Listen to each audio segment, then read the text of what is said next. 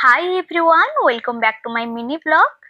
आज day start होता lunch hour रू कहीं आज आम ब्रेकफास्ट समस्ते स्किप कर देथिलु कहीं के जानी आज ब्रेकफास्ट खाइबार इच्छा नथिला तो डायरेक्ट मु भात बसई देथिली डाली कर देथिली आउ एठी मु सजना आलू बैगन बड़ी तरकारी कर देथिली ऑलमोस्ट मोर लंच सरी जाइथिला प्रिपरेशन किंतु कौन कहबी कह दास बाबूंकर हठात कॉल आसिला कि आज वर्षा होची वर्षा पाग को टिके चिकन कषाटा हबो दास बाबू चिकेन नहीं कि पड़े आसी सहित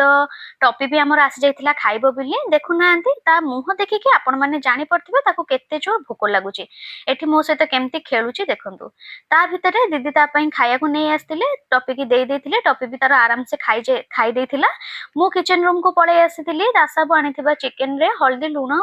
आउ सोरष तेल गोले की भल भाबरे गोले गाली इठी घोड़े की रखी देथिली कहीं ना समस्त चिकेन करिवार प्रोसेस किछि अलगा थाए खास कर दास बाबू तो अलग टाइप रो करंती मो टाइप रो एमती मु करे तो मु घोड़े घाड़ी रखी देथिली इठी आलू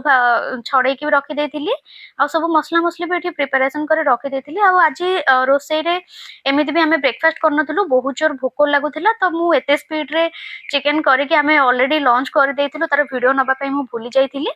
तो आमे समस्त लॉन्च करिकी आज रो डेट को एट एंड करूछु रहिलु जय जगन्नाथ वीडियो टी भलो लागि थिले चैनल टी को सब्सक्राइब कर देबे वीडियो टी को लाइक कर